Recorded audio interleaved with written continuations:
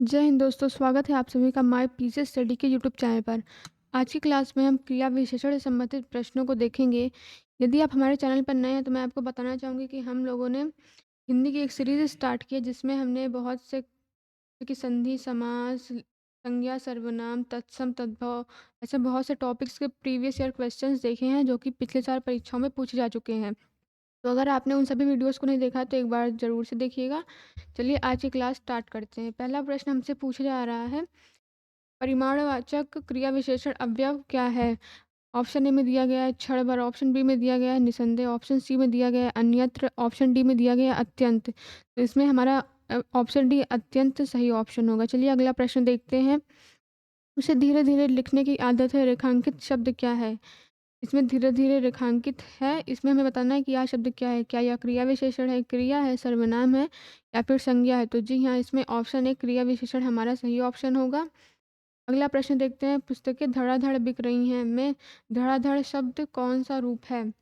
चलिए ऑप्शन देखते हैं। ऑप्शन दिया गया है क्रिया विशेषण, विशेषण, क्रिया या फिर प्रविशेषण। तो इसमें ऑप्शन ए क्रिया विशेषण हमारा सही ऑप्शन होगा। चलिए अगला प्रश्न देखते हैं। अगले प्रश्न में पूछा जा रहा है, निम्न में से क्रिया विशेषण अव्यय चुनिए। ऑप्शन ए में दिया गया है कुत्ता भौंक रहा है, ऑप्शन बी में दिया गया है राम खाना खा रहा है, ऑप्शन सी में दिया गया है अधिक मत बोलो और ऑप्शन डी में दिया गया है राधा रात भर जागती रही। तो इसमें ऑप्शन सी अधिक मत बोलो या क्रिया विशेषण अवयव है। अगला प्रश्न देखते हैं। प्रश्न 5, इसमें हमसे पूछा जा रहा है, वह धीरे धीरे चल रहा है, रेखांकित शब्द को पहचानिए। ये शब्द ये हमने अभी कुछ देर पहले सॉल्व किया, तो ये क्वेश्चन हम स्किप कर देते हैं। चलिए अगला प्रश्न देखते हैं। अगले प्रश्न में पूछा जा रहा है, वह एक सप्ताह बाद आया, इस वाक्य में कौन सा क्रिया विशेषण है? ऑप्शन ए में दिया गया है वह एक बाद आया। तो इसमें ऑप्शन सी बाद हमारा क्रिया विशेषण शब्द है।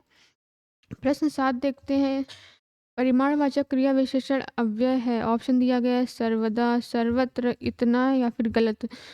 जो इसमें ऑप्शन सी इतना शब्द है या परिमाणवाचक क्रिया विशेषण है। प्रश्न 8 देखते हैं।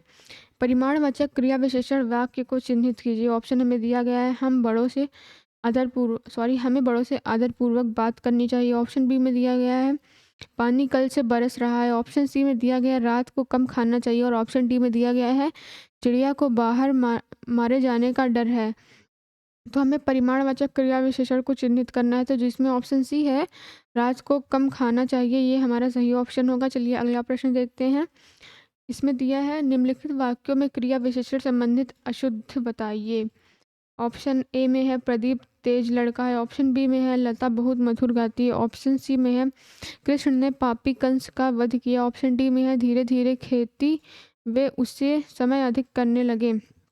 इसमें ऑप्शन डी हमारा सही ऑप्शन होगा क्योंकि यह अशुद्ध है, बाकी तीनों शुद्ध है, तो हमें अशुद्ध की पहचान करनी है, तो ऑप्शन डी हमारा सही आंसर होगा।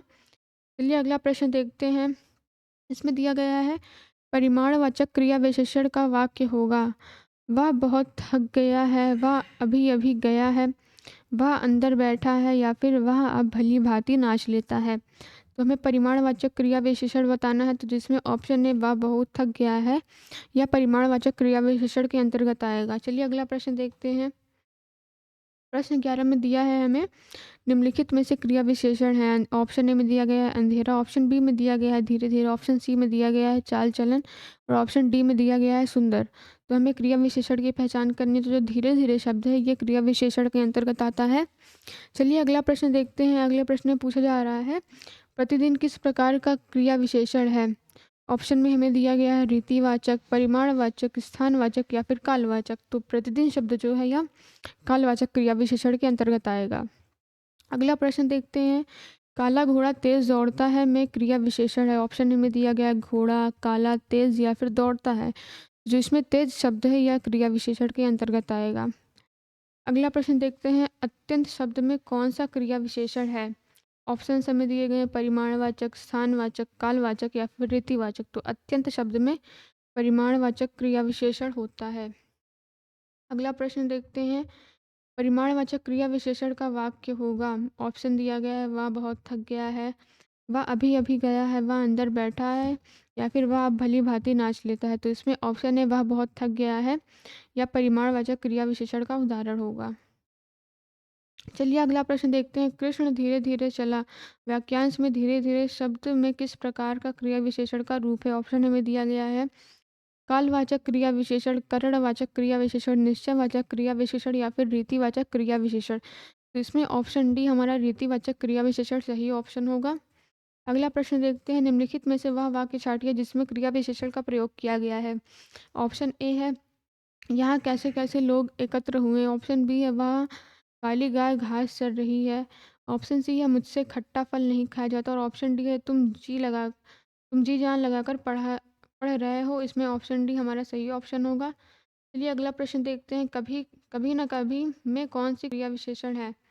जल्दी देखते हैं ऑप्शन क्या दिया हुआ है। यौगिक, मूल, स्थानीय या फिर उपयुक्त में से कोई नहीं। तो इसमें ऑप्शन है यौगिक हमारा सही ऑप्शन होगा। चलिए इसी के साथ अपना अगला प्रश्न देखते हैं। अगले प्रश्न में हमसे पूछा जा रहा है निम्नलिखित में से वह वाक्य छाटिए जिसमें क्रिया विशेषण का प्रयोग किया गया है। ऑप्शन हमें दिया गया है यहाँ कैसे कैसे लोग एकत्र हुए हैं। ऑप्शन बी हमें दिया गया है वह काली गाय घास चर रही है। ऑप्शन सी में दिया गया है मुझसे खट्टा फल नहीं खाया जाता। और ऑप्शन डी में दिया गया है तुम जी जान लगाकर पढ़ रहे हो। इसमें ऑप्शन डी हमारा सही ऑप्शन होगा। आज की क्लास में इतना ही। नेक्स्ट वीडियो में हम मिलेंगे किसी नए टॉपिक के साथ। Thanks for watching.